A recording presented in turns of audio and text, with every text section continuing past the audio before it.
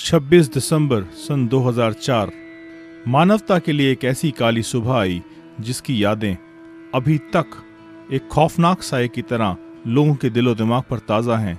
और गुरुजी ने सुनामी के बवंडर के बाद तुरंत अंडमान निकोबार और नागापट्टिनम इलाकों में डेरा सच्चा सौदा के Shah Satnam ji greenish welfare wing के सेवादारों को भेजा। 1 लाख से ज्यादा लोग मौत के मुंह में समा चुके थे और स्थानीय लोग अपने आप को बेबस मानकर मालिक के भरोसे छोड़े हुए थे। Shah Satnam ji greenish welfare force wing के इन जवानों ने दोनों सर्वाधिक प्रभावित और जरूरतमंद इलाकों में सेवाएं देने का बीड़ा उठाया। यहाँ जमीनी इलाकों के रहने वाले ये लोग पोर्ट ब्लेयर से भी 9 रात और 10 दिन का मुश्किल समुद्री सफर तय करके कचाल द्वीप की ओर रवाना हुए।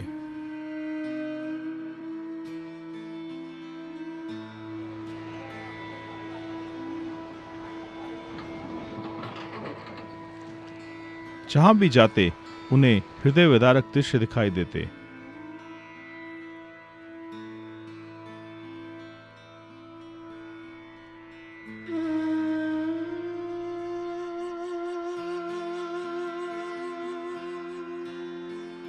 इतने लंबे सफर के बाद जब ये सेवादार कचाल द्वीप पहुंचे तो विध्वंस की निशानियां उन्हें अपनी आंखों के सामने दिखाई दे गई।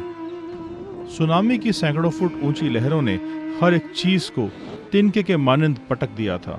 यहाँ पर पहुंचने के एकदम बाद पानी के नीचे से निकाली गई एक जीप को इन सेवादारों को सौंपा गया।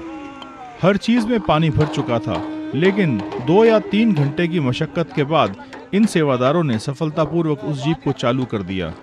उसके बाद वहाँ के स्थानीय प्रशासन ने कहा कि लोकल बैंक का जो लॉकर है उसमें से पैसे नहीं निकल पा रहे, और देर किस बात की थी, इन सेवादारों ने अपने उद्यम अपने हिम्मत से काम लेते हुए उस लॉकर को भी खोल दिखाया। फिर समय आया टेंट लगाने का और इन सेवादारों ने चंद मिनटों के अंदर उस टेंट को खड़ा कर दिया।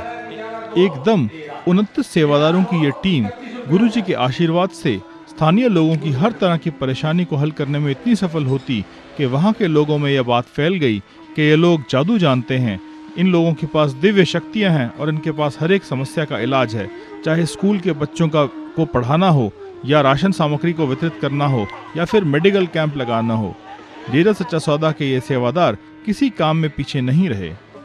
इन सेवादारों ने वहाँ के बाशिंदों की हर छोटी से छोटी जरूरत को समझा और कारगर तरीके से उसे निपटा, क्योंकि जरूरत तो यही थी कि उनकी जरूरतों के अनुरूप रिलीफ कार्य किए जाएं। आप लोग सब आके हम लोगों का बहुत दिल बढ़ाए हैं और आप लोगों ने आके इतनी दूर से, जैसा हम लोग पहले अनाथ महसूस करते थे, ऐसा लगता था कि हम लोग हिंदुस्तान से बहुत किसी कोने में हैं, लेकिन इतनी दूर से आप जब आए हम लोगों को देखने के लिए तो ऐसा महसूस लगता है कि हिंदुस्तान हमारे साथ। फिर दोबारा एक समुद्री सफर करके ये सेवादार ऊपरी कचाल आइलैंड पहुंचे, जहां पर अभी तक कोई नहीं पहुंच पाया था।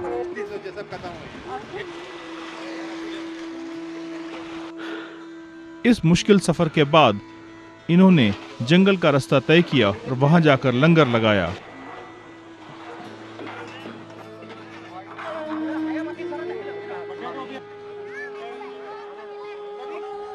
स्थानीय लोगों ने बहुत चाव और शौक के साथ इस लंगर को ग्रहण किया। कई दिनों के बाद इन बेचारों को भरपेट खाना मिला था। हर तरह की राहत सामग्री, यहाँ तक के स्कूलों की किताबें और कॉपियां वगैरह लेकर यहाँ के लोग और बच्चे अपने घरों को खुशी खुशी रवाना हो जाते। उसके बाद बारी आई जंगलातों में बीमार मरीजों को उठाने की। ये सेवादार जाकर ऐसे मरीजों को ढूंढते और उन्हें अस्पताल पहुंचाते। वहां पर पानी की समस्या बहुत बड़ी थी। इन सेवादारों ने वहां पर जनरेटर और पंप सेट वगैरह लगाकर पानी की व्यवस्था की ताकि पीने का पानी सहजता से उपलब्ध हो जाए।